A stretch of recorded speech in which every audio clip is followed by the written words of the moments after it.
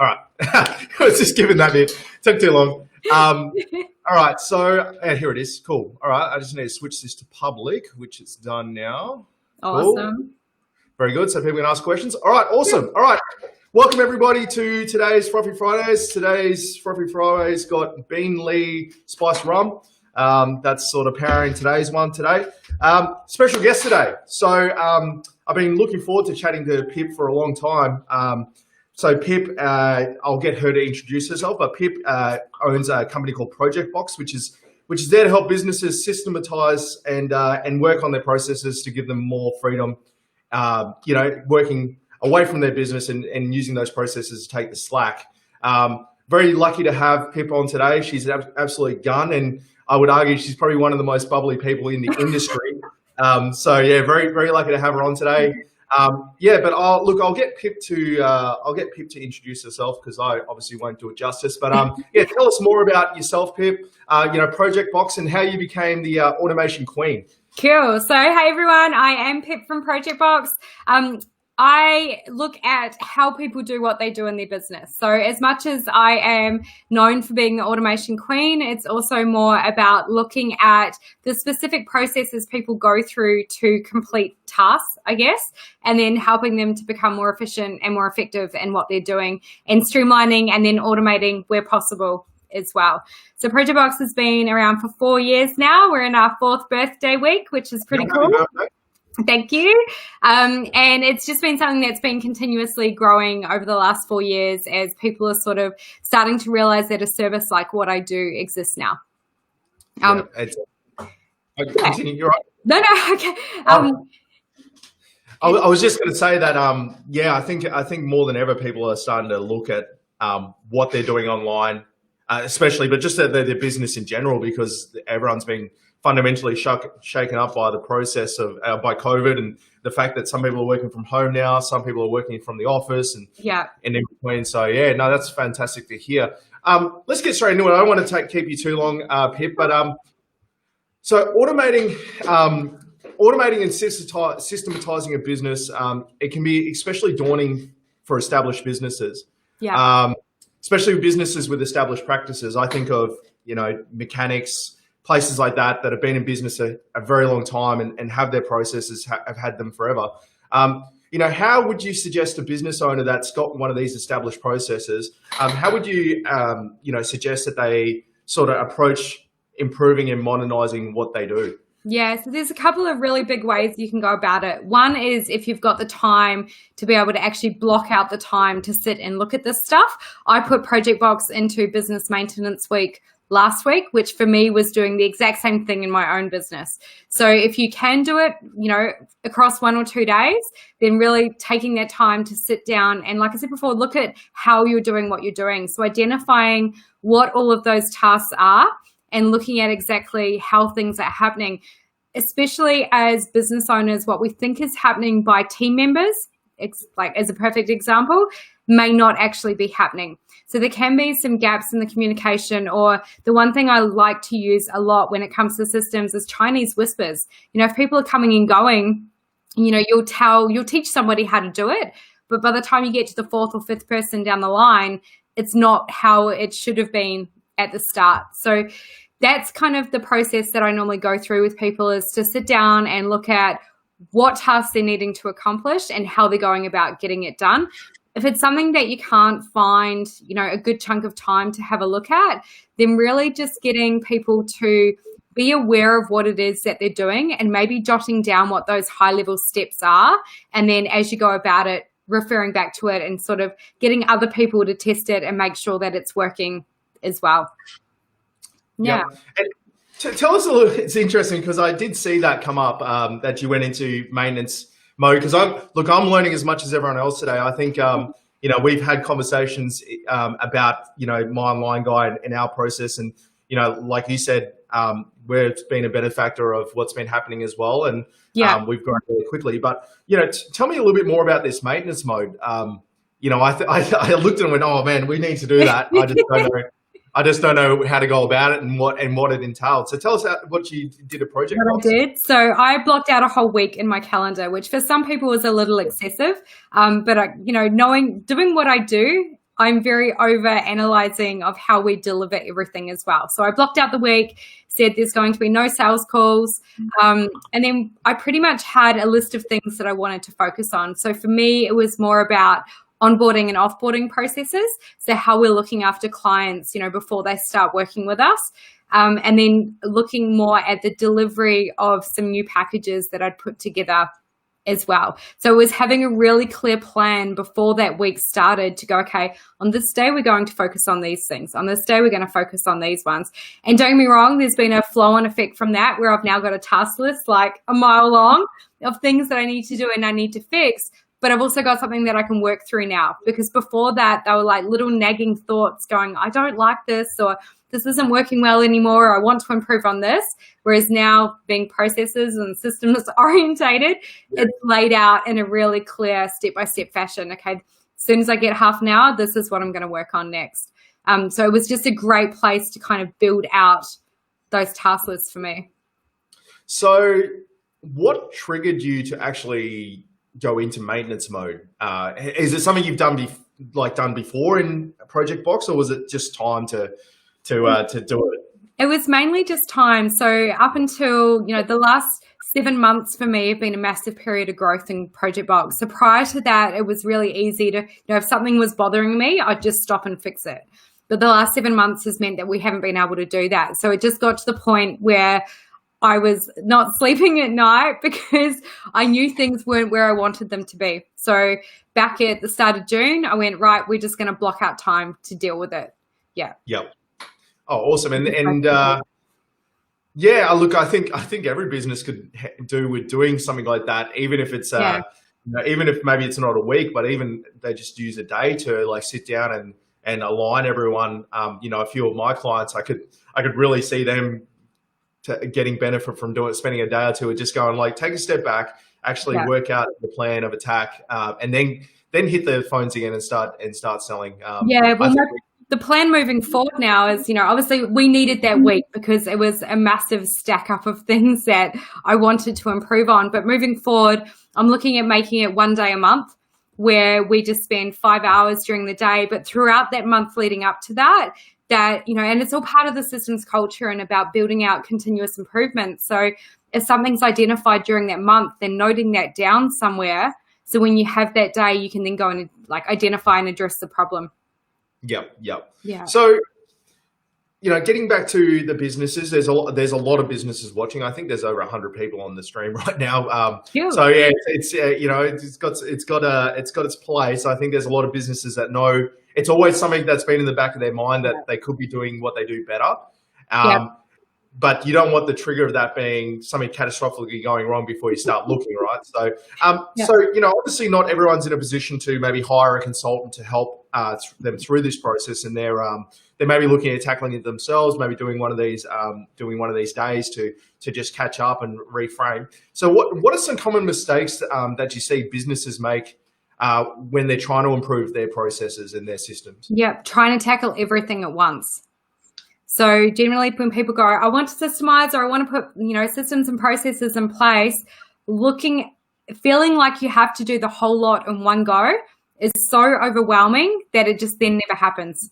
And that's probably the biggest thing. I hear so many people and have so many people come to me who will say, we've been wanting to do this for so long, we just have no idea where to start, or there's just too much to do. And especially if you've got a really small team or you're really busy and time is already an issue in the business, trying to make that time to do it can be really full on if you're trying to do the whole business. So it's breaking it down and going, okay, well, I talk to people about having a continuous improvement kind of calendar where you plan out everything across the whole year and you'll go, right, today we're specifically going to focus on this process.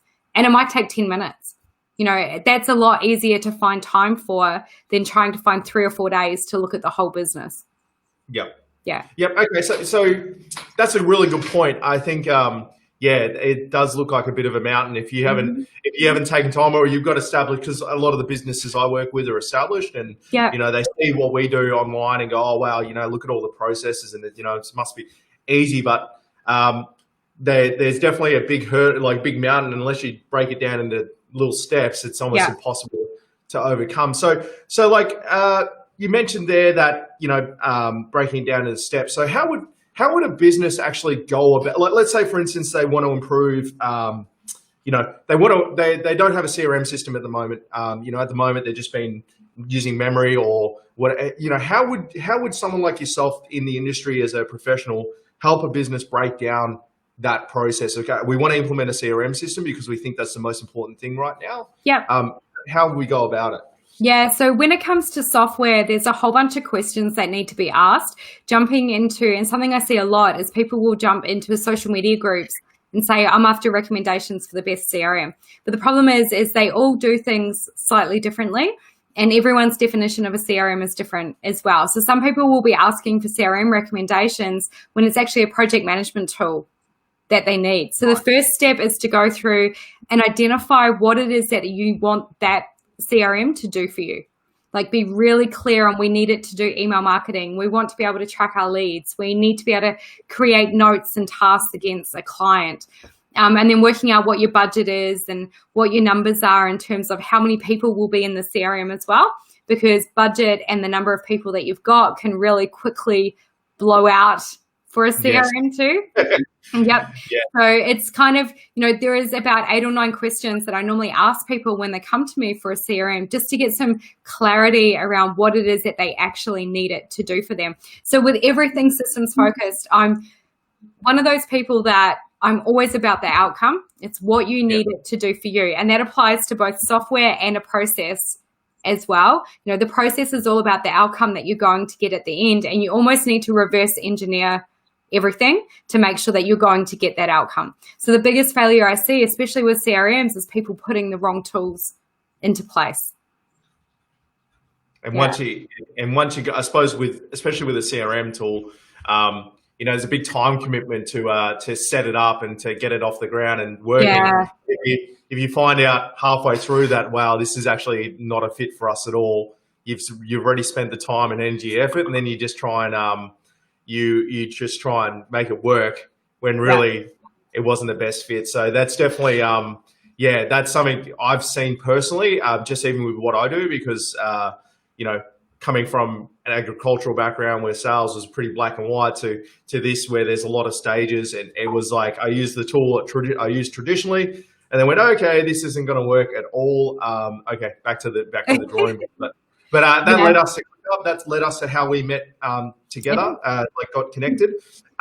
So it leads me to the next question that I had, which is, you know, obviously, you know, if you're teaching people to fish, you know, you'd expect you to be the best fisherman in town. You know, what key tools do you that you absolutely can't live without a project? So the biggest one is ClickUp, which I know you're expecting me to say. Sponsored by ClickUp. I wish. That tool on its own pretty much runs my whole business. So everything from my leads and my sales pipeline all the way through to delivering of projects, and then also rolling out our internal projects as well. A lot of people, their CRM will manage their sales and leads pipeline, but for me, I couldn't get from a CRM what I wanted it to. So I rebuilt out my own version of it within ClickUp. So again, it comes back to knowing what you want your tools to do for you. My email marketing CRM tool couldn't do it, so ClickUp could. The other really big one that I use a lot is obviously G Suite. Absolutely. Yep. I used to hate Gmail with an absolute passion. And then a couple of years ago, just couldn't automate what it was that I wanted to automate without getting back into G Suite. So I stuck it out for 12 weeks and I'm now one of its biggest fans. Yes. Yeah. Between those two things, they pretty much, you know, outside of accounting software and that kind of thing, they're pretty much the two that do everything for me. Okay. So obviously, you know, you're probably like myself. You probably tried pretty much every project management tool that existed and then settled on ClickUp, which is what we end up doing here. So why ClickUp? And maybe explain to people what ClickUp actually is, because I think if more people knew what it could actually do, I think more people would actually use it for what it can do. Cool. So ClickUp is technically a project management tool. Obviously, there are other tools out there like Asana and Trello and Monday. Everyone's probably heard of those. Where ClickUp is better is it takes the best of those other tools and builds it into one fully customizable platform. So everything that is within ClickUp can be completely tailored to how you want it to work for you. So when trialing some of those other software platforms, I'd always go to do something and just start hitting my head against a brick wall. And it could be things such as just having multiple assignees to a task to make 2 people responsible for it. It could be, not being able to run reports the way that I wanted to see them. So one thing that I've learned with ClickUp, and again, it's very outcome focused. So I've built ClickUp out for me based on the things that I want to know. So I have reporting dashboards now that tell me my financials. And, I know exactly how much money I've made this year versus last year, and this week versus last week, and a number of projects starting and stopping as well. Whereas a lot of other tools cannot do that for you. Yeah. Yes. So for me, that's been massive. That reporting data is huge. I look at it all the time. Yeah. And so like just getting to ClickUp, because it's something I really wanted to emphasize today, that, ClickUp it's taken the best elements out of every single project management tool out there, and they just keep whacking them on top. So, if a good tool comes out, they just go, oh, that works well. We're just going to build that into what we do as well. Yeah. So how does a business, let's go back to our mechanic friend, it's getting cars in a day. How would a business like that get into using ClickUp? Because obviously one thing I found with ClickUp when we first started with it, and still to this day, admittedly, but like one thing we found is that it's almost overwhelming because it is a blank canvas. Yeah. So how does a business sort of get over that blank canvas feeling and going, oh, this is just going to be too hard, I'm going to give up on it? Yeah. Look, the first thing you need to know is that with any kind of software, there's that initial uncomfortable period. I always say to people, it probably takes 8 to 12 weeks to really start to become incredibly comfortable with how the software works. In terms of ClickUp, it's the first thing you need to do is, before you go diving, head first into it, is again, work out what you want it to do and being really clear on how you want to be able, if you're using your mechanic friend, for example, going, okay, well, we obviously need to be able to manage the jobs that are coming in. Well, what do we need to know about each job? Is it a case of, are there specific things that we need to track? What is the process going to be for every little bit within that? And the other big thing with ClickUp is working out how the hierarchy is going to work for you as well, because you start talking to people about spaces and lists and folders and tasks, and it's just like language. So I guess it's getting really familiar with what those different parts of the platform mean and how they can either benefit you or hinder you as well. Yes. So it is that initial, you can't just go diving headfirst into it.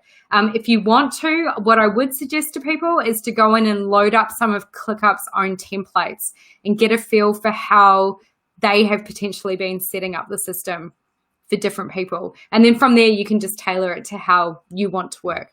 Yeah. Yeah. Awesome. Yeah. Look, we've had this conversation when we've been talking, and how we set up ClickUp, and I thought I had it down pat. I was like, yep, I got this space, and I've got the spaces down, and then realized I'd done it all one layer too shallow. And I was like, oh, so I had to go back and change it. Yeah. It's worth, I mean, that's the beauty about ClickUp. It's a very well supported platform, and it has a lot of advocates. So, if you're maybe not in a position to hire someone to sort of consult, there's basically a library of YouTube videos created by, for every industry you could think of. Someone's like done a template for it and thought about how it would work. So yeah, get on YouTube and just look if you're not sure. But I would suggest they're rolling out their own YouTube videos as well on how to use it for certain industries. So their own YouTube channel is a fantastic source of information. Fantastic. Yeah. All right. So another question I had was, as business owners, myself included, and I'm sure you face the same question, we're all told to stop working work less in the business and spend more time working on the business, which sounds fantastic. I think, we'd all like to be sitting there drinking pina coladas, like doing a planning week, right? But what tips can you give business owners about making at least that portion of that a reality, because I have a lot of clients that spend 70 hours a week working on the tools that want to move away from the tools, but don't necessarily know the best way to go about that. Yeah. So it all comes down to a time thing. To make time, you have to give time initially. So yes, you might be working 70 hours a week, but if you don't put some time aside to actually work on the business to help free up that time, it's never going to happen. So I know there's people out there, and I've been in the same position myself. So I can say this, honestly, I know sometimes it's just really hard to make time, between family and business and every single other commitment that you've got going on in the world, but it's making the most of the time that you do have. So, there's a lot of us that spend time at night watching Netflix as an example. As much as we all need that downtime, you could take half an hour of that and just spend it to go, okay, what can I focus on my business that's going to give me the biggest time investment back first? And kind of identify what that is, and then going through and just, slowly adding onto that as well. Because all you need to do is free up, even an hour a week, and you'll start to really quickly, you'll turn that hour from 1 to 5 really fast. Yeah. And it can be through, freeing up that time can be just simple things like looking at your processes to go, okay, well, currently, we're using all Excel spreadsheets. If we put job management software into place, we're going to have 20 hours a week back. And then all of a sudden you've got 20 hours a week that you can either focus on your business, or you can go out and make more sales, or whatever it's going to be. But unfortunately, without dedicating time, you can't get time back. It's not easy. It's either going to cost you time to do it yourself, or it's going to cost you money to get somebody else to come and do it for you. You just have to choose which one's more available to you. And I think also too, it's worth qualifying that even if you try and exchange someone time for money and get someone to help with this, it's still going to require time on your behalf. Yep. It's, I can't imagine you can walk into a mechanic shop without talking to the owner and go, yeah, we're going to implement this and this. Yep. So that's one of the biggest things that I wanted to sort of just mention, is that, you need to be, even if you're going to get someone like Pip or a consultant or someone in to help with processes and systems, you still need to allocate time to make sure that the information they need is available to be able to do what they need to do. Yeah, exactly. Do you see a lot of businesses that just think that you're going to just come in and wave a wand and fix the problem? Pretty much, yeah. Yep. But again, it's like an education thing. Like you just said, I can't fix something without knowing how it's done. And to know how it's done, I have to spend time with somebody. And then it's a case of, well, I can tell you then what needs to be fixed. And you either have to go and do that, which is still time, or you're going to get someone like me to do it, but then I'm still going to have to train you how to use it, which is still time. Yeah. So, and like I said, I get it. I know it's really, really hard to find the time to do that. In the case of if we look at the mechanic again, maybe the mechanic needs to drop one job a week for a period of 4 weeks just to give him that time. And yes, it's going to cost him in money as well. But then if he can free up 5 hours a week and he can book in another 4 jobs more a week than what he was doing before, he's very quickly going to get that loss of, that lost money back. Yes. Yeah. And I think with a lot of businesses too, and myself included, it's part of the reason, I have Cam and everything is, look, I could work an extra 15, 20 hours a week to get the job done, but it's also, I don't want to be in my late 40s and my heart burst out of my chest. You've got to balance. Yeah. When you're young, when you're, my age, 30s, early 40s, you can work 80 hours a week. It's like, you can do it for an extended period. Partner might not be happy about it, but you can do it. That's right. You might be single by the end of it, but that 100%. And, you just don't want it. But at some point in the future, you're not going to be able to do that. And if you don't have those processes in place from that time that, and it's generally, like I was saying at the start, it's generally a trigger. You have a heart attack and you're like, okay, well, I'm not physically able to be in the business as much anymore. Yeah. You kind of want to have your processes in place before you're forced to do something rash and quickly. And it'll either be something like that happens, or other things will start to go wrong. So either customers will start complaining, or things will just start going wrong. Yes. Things will not happen as what they were happening before. Yep, 100%. So obviously, you've worked with a lot of businesses. We've had conversations about this.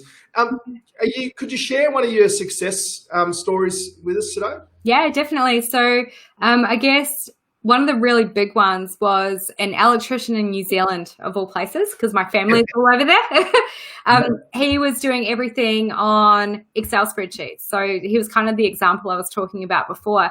And we had a chat and we were talking about, what he was doing, and his biggest thing was time. So he was working 7 days a week, never saw his family. His wife was getting incredibly, not very happy. Yes. And he's just like, I can't keep doing this. Something's going to break, whatever it is. So we spoke about job management software and we got him into a job management tool. And he's now at the point now where, there's obviously that initial phase-in period where things do take a little bit longer when you put new systems into place, because everybody has to learn how to use them, whether it's new software or whether it's just changing the process. There's still that adjustment time. But 4 months later, he rings me and he goes, I love you. And I was like, oh. But what happened is he went from working 7 days a week down to 4.5 days a week. His biggest thing was, he goes, other than the fact that my wife loves me again, he's like, I get to go to the pub on a Friday afternoon and have a beer and I don't have to worry about it. And then he said stuff like, his admin actually reduced by 20%. So he did say that the first 4 weeks were incredibly painful, took them a little bit more time. Everything took longer, but now they're at the point now where everything's just so quick and easy that, he's down to 4.5 days, which for him is just perfect. Yeah. It's amazing sometimes that, with tweaks, I imagine you wouldn't have wholesale changed his business either, as in the way he does things, but just sometimes having someone from the outside in looking at your business with no bias and going, look, and you're mental doing it this way, 7 days a week, and, like you said, the quality of life improved because, probably in his circle of electrician friends, that's, working 7 days a week is like, that's it's standard, but it's also like from the outside in, it's like, why are you doing that? Yeah. And look, businesses are like, a business is a business owner's baby. We protect our kids, we protect our children, we'll do anything to defend them. So it can be very hard to step back and really critically analyze what's going on. Yeah. So I always say to people, I'm going to come in and break things and then we're going to rebuild it. Yeah, that's right. We're not going to leave it broken in the corner. Yeah, no, and I suppose that's a good point. At the end of the day, a lot of these business owners are entrusting you with probably their biggest asset when you think about it, and it's not easy for someone to give that up to someone that doesn't know the industry. So I suppose it's one of the questions I had is what objections do you generally get from businesses when, obviously they'll approach you and you start talking about what you do? What kind of objections do you sort of come across? Not a lot, to be completely honest. By the time people actually reach out to me, they're at a certain point where things are painful enough that they're almost willing to just do whatever it's going to take to fix it. Yep. I always say to people, look, I'm pretty blunt when it comes to systems. Like, I'm a really lovely person, but when it comes to how you do what you do, I'm going to tell you like it is. And sometimes I'm going to tell you things that you don't want to hear, but I do it with love. Like, we've got to start somewhere. I'll give you a hug afterwards, whatever it's going to take. But, as long as that kind of communication is upfront from the start, they're expecting for me to come in and pull things apart. People tend to think things are the worst that I've ever seen. Yes. It's not always the case. They also, I guess the other thing people think is they think things are incredibly bad and it's going to require this massive overhaul. And sometimes that's just not the case. It's just a couple of things that need to change and all of a sudden everything's better. Yeah. So objections for me aren't such a big thing. It's more around, as long as people are ready to invest the time and invest the cost of paying me to come and help them, everything else is pretty straightforward. I'm very, like I said, upfront and blunt around what it's going to involve and the fact that they need to be open to the fact that change is about to happen. I guess the biggest issue I face is business owners who want to change. And so we go and do things, but then they're the worst at leading by example. Yes. So they will They do almost revert. want to do it permanently for them. You know, like it's like when it falls off in a month, you know, come back and put it all back Yeah. together. It reminds me of a story actually. I when I was working in agriculture, we used to have this guy that was in sales, and you know, I ran the dealership, so it's my job to like tie loose ends and bits and pieces. But we used to call him the Cyclone because his job was to sell. So he'd like go to a farmer, sell a machine, just throw everything up. So like he'd go in there, wreck everything, throw everything up in the air, and then myself and the admin girls would come in and like put all the building back together in bits and pieces. He'd move to the next, blow it up, you know, promise a bunch of stuff, and then we're like, oh yeah, we can do that. Oh, we can't do that, you know. And you know, some businesses almost want you to be that person that comes in behind them to like, oh yeah, I'll put the building back together. Yeah, I'll put it back together, and then wreck that. Oh yeah, I'll put it. Yeah. But you know, look, I think also. Do you get a lot of businesses that are like, oh, we've always done it like this, you know, this is our industry, you know, this is how it's done? Yep, and employees as well. So not just the business owner, but the actual employees, especially people who have been in the role for a while. A lot of people see systemizing and, you know, putting all these processes in place as a threat to their job when it's not. Like, that's not what it's about. It's so that if you go on holiday for 2 weeks, someone else can do what you do. Yes. That's some of the hardest things to come up against is like that culture change to go, okay, well, we need to implement a systems culture. You are going to have to change the way you do things, but you're not going to lose your job. Yes. Yeah, I think that's the initial, that's always the first reaction of someone that maybe, you know, knows that part of their job has been that cleaning up the cyclone when it goes through. Yeah. But, you know, honestly, like, you just get redeployed in the business doing something else. So someone's got to manage what you've developed and come up with for them too, you know? So I think, look, it's obviously a hurdle you would come across a lot, I would imagine. Yeah. And the other big one as well is, especially in creative industries, a lot of people feel like systems and processes really stifle that creativity. But, you know, you still have to be creative to deliver what it is that you're doing. But there are steps within that you need to follow. So a lot of people freak out about that as well. Yeah. And look, I've found that, you know, you've opened the kimono on what we do here, right? Like we found that we've had a lot of growth in a short period of time, and there's been a lot of teething problems, and we've kind of, the best way to explain it, and I'm sure there's a lot of businesses that feel this, is it's not, you know, you hear spinning plates. You know, I think every business does that. But what it feels like is there's like another plate on top of that one with a pizza stacked on top, and you're spinning all three and trying to make sure the pizza doesn't fall off the top. Yeah. That some days it feels like that, and I think, you know, sometimes it's hard for businesses to quantify, you know, or qualify in words what they're actually going through, and so it's easier just to knuckle down and put twice as much effort into it. But you know, there's a point of diminishing return, and you can't just go, well, I put in twice the amount of effort, it's going to create twice the amount of results. It just doesn't work like that. Whereas, you know, systematizing and working on your processes effectively does act like that. It acts like someone taking that top plate off and going, well, let's put it to the side, and then it might be easier to spin with the rest of the plates as opposed to stacking plates on top of each other. Honestly, that's the analogy I've come up with in my head to justify sort of looking at our processes, because you're right. Like some days you just rock up and you're just like, I don't want to have to deal with the problem. You know that systems will fix it, but it's also like, then you're like, I don't want to have to spin that plate about getting the system sorted, you know? And some people, it's like opening up a Pandora's box as well.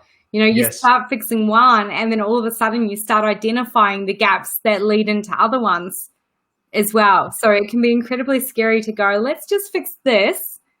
And then all of a sudden everything else is falling over too. Yeah, 100%. I actually got a question. So I'll just ask a question quickly from one of the audience. They mentioned that they have a small accountancy business for the self-employed, for the self-employed and contractors. Basically they said, how would you suggest is the best way I keep contact details for all these different clients? So it's a bit like broken up, but basically they're saying, you know, I've got a small accounting business full of self-employed and contractors. You know, what would you suggest is the best way to keep those contact details for all these different clients so maybe CRM, sort of based Yep. around CRM. Yeah, so again, it would come down to a lot of the questions around what other tools are you using in the business at the moment? How much are you wanting to spend on software to do this? What else do you want it to do for you? Generally speaking, contact details and stuff are kept in a CRM or a database of some kind. Depending on what it is that you're wanting to store and then what you're wanting to do with that data afterwards, you could potentially build it out into a project management tool as well. So I have a CRM part of ClickUp that I use. My CRM is only used for email marketing now, but that's how I choose to run it. So there'd be a few questions I would be asking, like the ones that I just said, to really identify why you need that data and how you want to use it. I've got another question here. I think this may be from one of my team. Maybe, I don't know, it seems. But hi, we use ClickUp for our agency-based business, and I found it tricky to get on with. What tips would you recommend about using the app to its best of its ability? Yeah. Come on, what are the power? Come on, so just to qualify, Pip is a ClickUp consultant, one of very few actually in the country.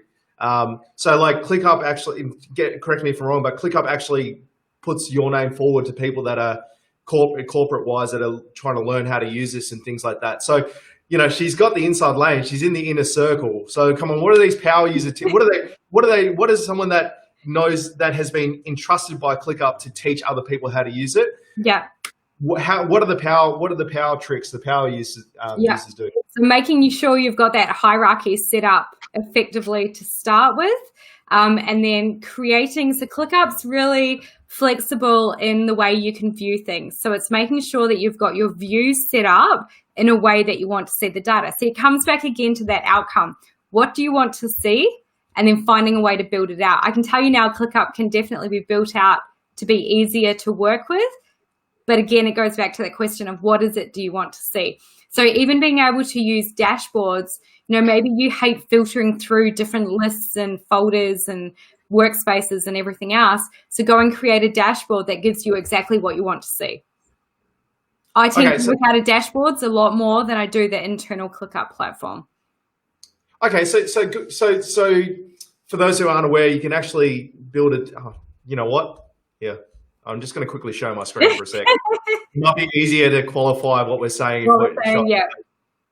So like we're in my ClickUp now. Obviously, there's a bit of information here but like these are dashboards. So like what we've created is dashboards where only the specific tasks that are required by the person are shown to them, and like that kind of thing. So like it is a very powerful tool when it comes to being able to create it. So like just to qualify, so like let's say for instance someone comes to you and goes, look, we use it at the moment, or we do this at the moment.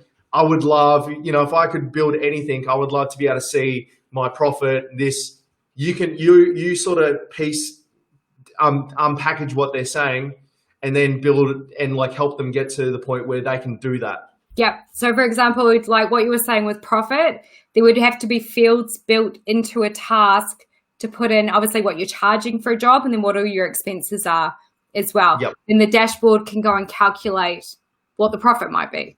Yeah. Yeah. And then display it by itself as its own information. Correct. So, and different users within ClickUp as well. So the way dashboards work is when you create one, they're instantly private to you. So you can create as many as you like to work however you like. Whereas once you're in the system, the views are generally tailored across the whole business. So dashboards are a very personal thing unless you choose to share them with other people. So like so like in my particular circumstance, if I wanted to have a profit dashboard, maybe I don't want necessarily everyone in the business to see that, like it's not nice seeing a big numbers sometimes. But yeah, no, that's a really good point, because we got, when we were playing around with ClickUp, we were, I think the biggest hurdle for us initially was that blank screen, like I really need to sort of start to see progress before I really see the vision.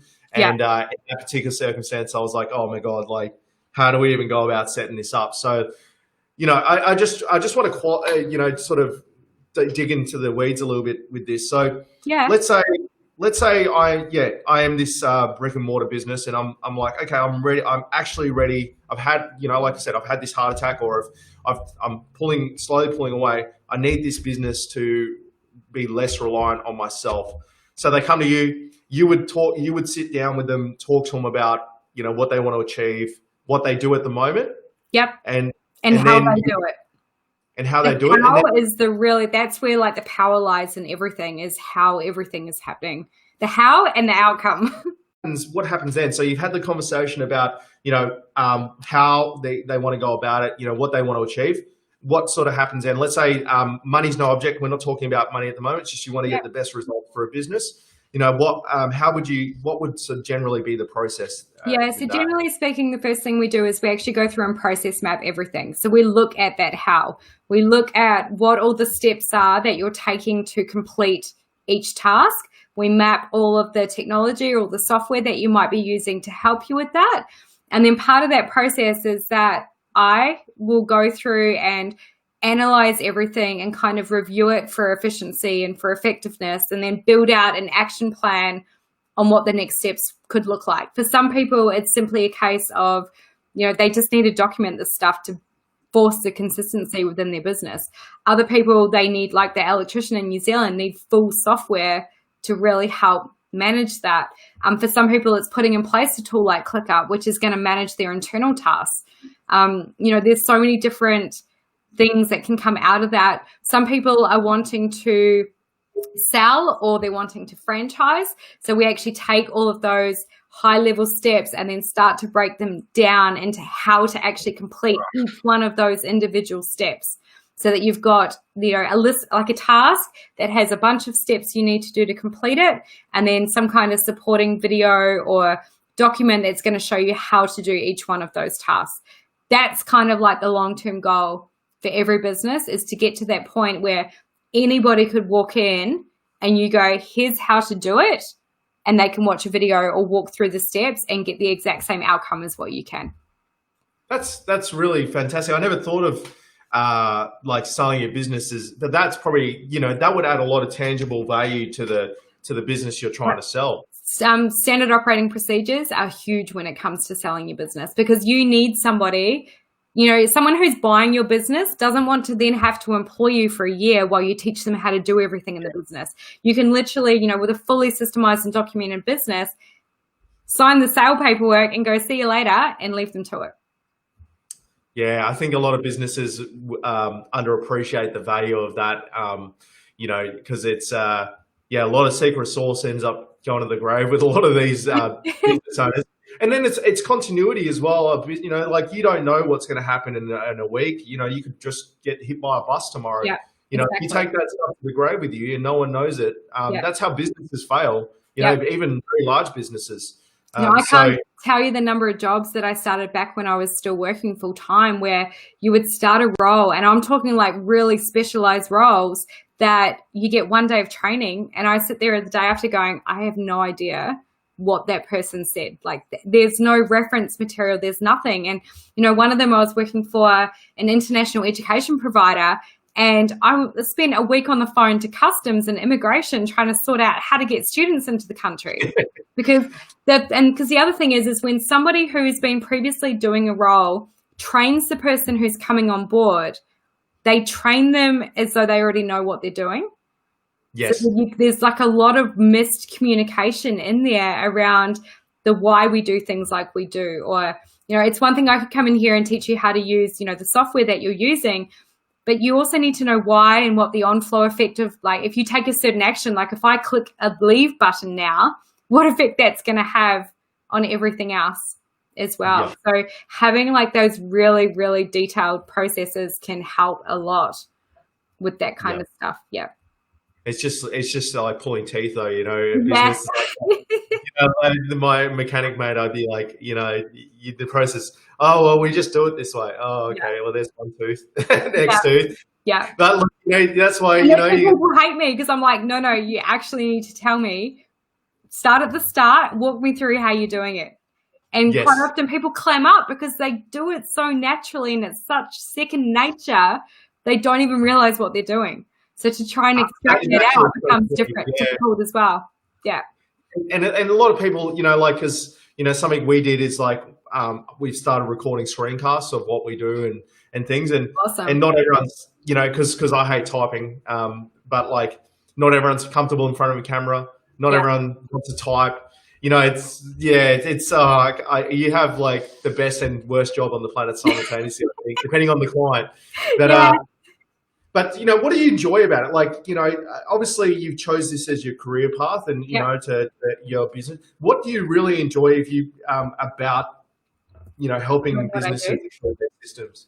Yeah, so for me, I love solving problems, and a lot of like going through people's processes is effectively problem solving, and kind of mapping things out and providing really strategic direction on, how they should be doing what they're doing. I love getting involved in the technology side. It makes my little geek heart happy. I'm a natural tech lover. But the best thing about it is when you kind of hand over stuff and you get the emails, like the electrician, the day he rang me and told me what had happened, and you just want to hug him and go, yay. Like, I love that. It just seeing people happy and seeing them get it and understand it, that makes me feel good. So it's a very selfish reason. I feel amazing when people, get really good results out of it. But I naturally enjoy it. I know a lot of people hate it and they're like, how can you do such a boring job? But I get, I'm constantly learning as well. I've done so many different types of businesses across so many industries that I'm constantly learning all the time. One of the reasons I kind of got into it is I realized that every single job that I ever used to have, I would effectively systemize myself out of a business, not to the point where they didn't need somebody to do that role anymore, but for me, it was just too boring. Yep. With this, every single business is different. And yes, while the method behind what I do doesn't really change, it's so different. The execution does. Yeah. My days are just never the same, ever. Ever. Yep. No. So take a step back in time. Obviously, fourth birthday. I think that's credit where credit's due, especially in our space, as in like online, and it's not very few businesses who really get. Like it's a maturing industry, obviously, but like what things would you have done, knowing what you know now and all the business you work with, and looking at other businesses and how they do things? What things would you have done differently with Project Box if you could have gone back in time and taken what you know now and taken it back 4 years? So when I first started, I was working full time while trying to grow a business. Now, Project Box and what I do is not something that people really go looking for. I'm not like a graphic designer where someone needs a logo, or, I'm not like a Facebook ad specialist where people want to go advertising. So for me, I wasted a lot of time in the first couple of years still working and not giving the business the dedication that it really needed to get hit the ground running. Now, I needed to do it that way because I'm a solo parent as well. So I still had to put food on the table and over. But if I could, and I could go back and do it differently, I would have just given Project Box a shot straight off the bat and just kind of believed in myself to go, okay, give it everything you've got, give it 6 months and just see what happens. Because it wasn't until I put myself into it full time that I really started to notice the difference in how quickly things were growing. Yes. Yeah. Yep. That would be the number one thing. Yeah, it's hindsight. The power of taking knowledge back in time is good. But like, there's a lot of people that especially right now are struggling with business, and I think anything that can give them a distraction potentially from like what's looking in, and like I get a similar satisfaction as you do when I with problems and fixing problems, and I think a lot of businesses, if they could get over the initial hurdle of that mountain and break it into steps, would actually probably enjoy the process of self-reflection in their business and going, how can I do this better, so that when it does, when the economy does sort of turn a bit and everyone's looking for what you do, that you can take on more work. So I think it's an important thing to, maybe look at, especially now, while maybe some people have a bit extra time, and the government's helping out. Let's take the time to, have a look at this, how you do business, and, little bits and pieces of it. Doesn't have to be the whole thing. Just, look at one little section of it and just do one little section at a time. But my dad drilled into me from, right back when I went like my first business before Project Box, he's always drilled into me this whole reflection thing. So it's something that I do every night is I look back over the day of, what went well, what worked well, what didn't. And over the years, that's gradually allowed me to really quickly be able to react on things that I need to fix. And then it's also allowed me to be very critical of what I do as well, which is a really hard thing to face up to as well. But, being able to do that is a superpower in its own. Yeah. And it's a learnt skill. And I think very few people are able to, out of the box, go, oh, I'm not doing the, self-reflection is something you have to train yourself to do. But it's a very powerful thing to do when you do it right. Yeah. Because, like you said, these are our babies, these businesses, and, you think you do it the right way until you realize you're not, or, it could be done better. And it's quite a confronting thing for a business that's been established for 20 years to go, actually, if I had done this 15 years ago, I'd be so much further ahead of where I am, or what have you. It's quite a confronting thing. So I think, I think it's fantastic that you're out there helping businesses sort of walk through that intimidating process and going, oh, wait a minute, it's not as big a hurdle as you think. Let's just break it down into its bits and go from there. So one thing that you sort of released this week that really sort of excited me personally, because I asked you this when we first started, I was like, can I just have what you do and I'll try and tweak it? Yeah. That, obviously I mentioned you're a ClickUp consultant. So you've been in the space, you've been in ClickUp for a while, but you're now offering your ClickUp templates and your support packages. Do you want to tell everyone a little bit more about what you're doing there? Yeah, so basically I've taken bits of my own ClickUp setup that I've been evolving now for 2 years and pretty much templated it to be able to roll it out to other people. So it means that they can step into a ClickUp setup that's already set to handle leads, set to manage client projects. There's a couple of really powerful things in there, including even stuff like my content vault, how I manage all of my social media content and how I know exactly what Facebook group it needs to go in on what day so that we're not duplicating content. Facebook's been huge for me in terms of brand awareness and just awareness around what it is that I do and education. I'm a really strong believer in just educating people. So the templates are just giving people who may not necessarily be able to afford the cost of having a full consult to come and map this stuff out individually for them, but just give them that bit of a head start to be able to hit the ground running with ClickUp. To the point where, even things like I'll give you my full sales reporting dashboard. So, having all of that reporting data to just start in the right place and not spend or lose a lot of time trying to work it out. I mean, obviously over time you can change it to work how you need it to work for you, but at least it's there to kind of go, well, here's a starting point. And then the support packages are around, they start, the idea of it is that I get asked a lot of questions all the time. There are a lot of people who just want to have somebody in their back pocket that they can pick up the phone and go, hey, Pip, how do I do this? Or what do you recommend for this? But it's also to, check in with people each month and go, cool, what issues are you facing this month? Let's work through it. Like if you've got a specific process that you want to look at and refine, or whether it's a piece of technology you're wanting to know how to integrate. It's just giving people that option of having somebody to talk to. And then it gets up to the point that I'll get in hands-on and do stuff for you as well, which is a powerful thing too. Because, not everyone has full-time staff members who potentially know how all of this stuff kind of works. So it's just a place of support to be able to help people. And because I mean, at the end of the day, as you grow and scale, you can't just be answering everyone's questions all day. You got to actually do the processes as well. And I would be disappointed if you didn't have a process for handling questions. That's that's par for the course. So more power to you there. I think it's almost accountability as well. Get handed a process and a document. It's like, oh yeah, that's all well.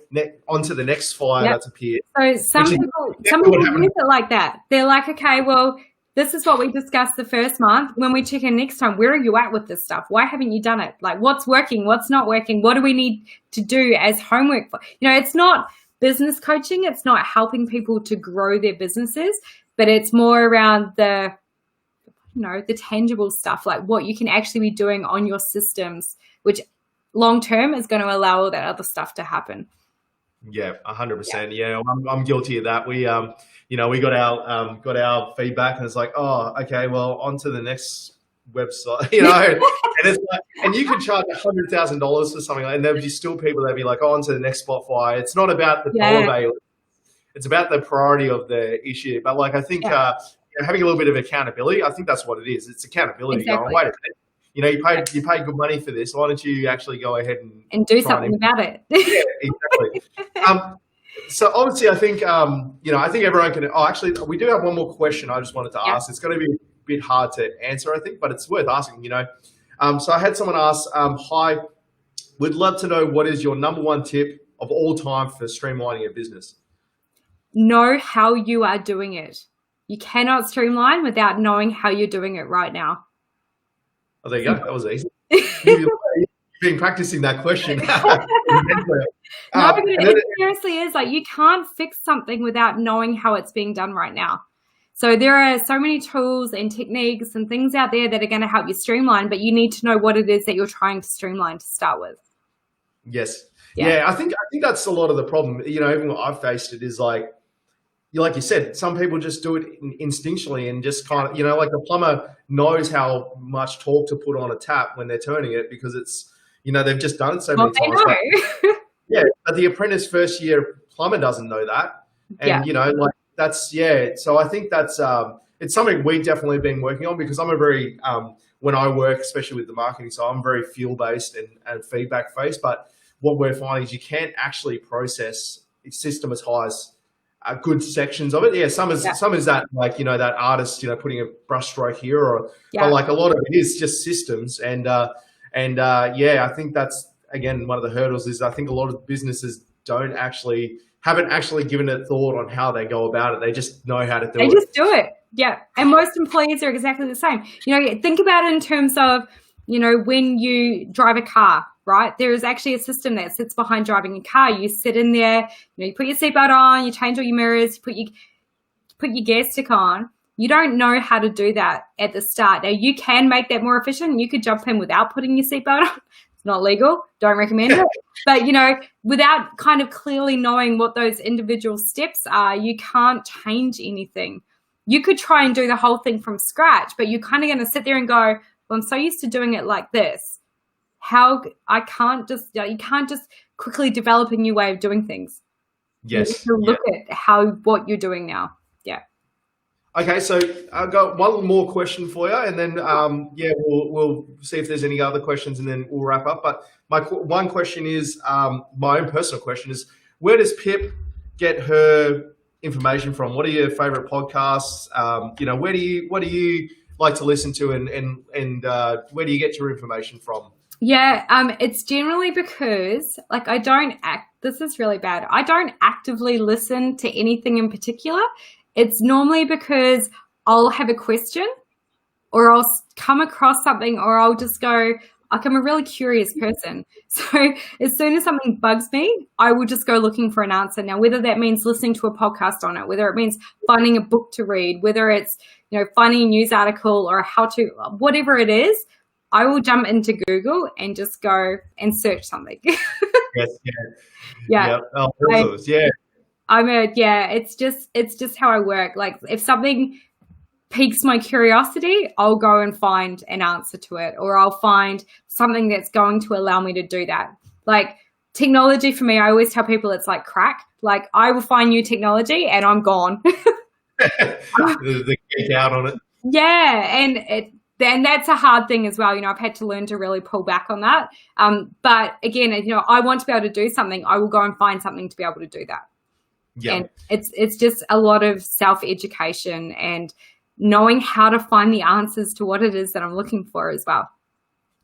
Yeah, I think that's a lot of businesses need that too. I think, let's be completely frank. I mean, there's a lot of, I get asked questions all the time that I'm like, if you just maybe Googled that or jumped on YouTube. But sometimes people, as much as you and myself and Cam and everyone in the office loves, looking at gadgets and looking at ways to improve things and software. There's people out there that couldn't think of anything worse in their life than sitting there looking at a review of a piece of software. Yeah. So but then also, the stuff that they really enjoy doing, there you'd be like, oh, I don't know if I'd really do that. Yeah, exactly. So that's why I think it's valuable to have someone that can look at stuff objectively and go, well, I'm not a plumber, but I know you from what you've told me and what you want to achieve and how you want to go about achieving it. That I've nerded out and found like this is like what we should be doing. Yeah, I think there's a lot of value in doing that, and I think a lot of more, in our space, tech space, look, it's pretty common, but I think more brick and mortar businesses that are really struggling doing those big hours and having, really need to maybe invest a little bit more time and actually break down why they do stuff and how they go about it. So like obviously, look, there'll be legions of people agreeing with me. And they're going to be knocking your door down. So if there's a business that agrees with the premise of it's time to maybe look at the processes and systems. How can they get in touch? Where can people find you? Yeah, so you can come and stalk me on social media. So I am all over Facebook and LinkedIn. Either look for Project Box or look for me. Also at projectbox.com.au is my website. I've got a really cool little video thing that will walk you through getting some of those. Cool. I geeked out on that as well. I was like, oh, that's so cool. Especially because you're quite a bubbly person. It's like, oh, who's this lady over the corner? She's smiling at me. It's a way to build that relationship as well. Project Boxes. I love what I do, and for me, having a contact form that's just again white space. A lot of the time people will come to me and they're like, we know we need your help, we just don't know how. So being able to ask some of those questions up front gives me a bit of a better guidance before we start having that chat. Awesome. Yeah. And look, I would suggest every business at least have a chat, that's really interested. Just have a chat to Pip. She's going to guide you down the right path, regardless of whether it's with her or someone else. Which is very rare. So that's what I found. My personal experience working with Pip is that I never felt like it was her or the highway. I really felt like it was just, I really got the impression that, and I know for a fact, but I really got the impression that you were just one of the best interests for us. And, if it wasn't with yourself, it would have been, with someone you recommended. So, if you get the time, have a chat to Pip. Look, I'm sure you would love if people just talked about the processes all day with you. So have a chat to Pip. Thank you for coming on. I got a lot out of this. I've already started thinking about things that I need to do. I've just created a massive task list for you, haven't I? Oh yeah, Cam's been furiously writing stuff down in front of me. But no, one of the key takeaways I got, in all honesty, is that I think something we really need to do here is one of those project weeks.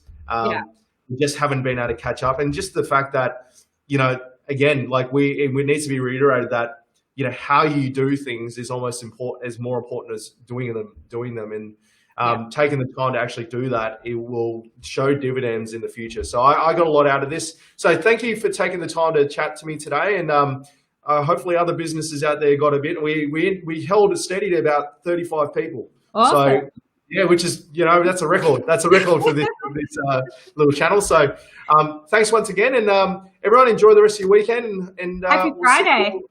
Happy Friday, and we'll see you all next week. Awesome.